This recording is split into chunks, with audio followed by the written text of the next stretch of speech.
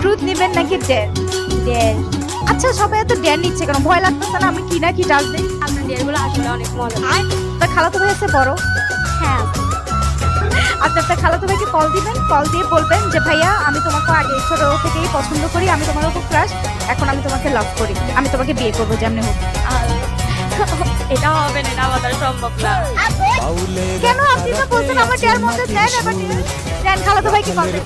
আচ্ছা ঠিক আছে, আমি দেখি ও ধরে নাকি আগে। ওকে। কেমন আছো বলতেছি?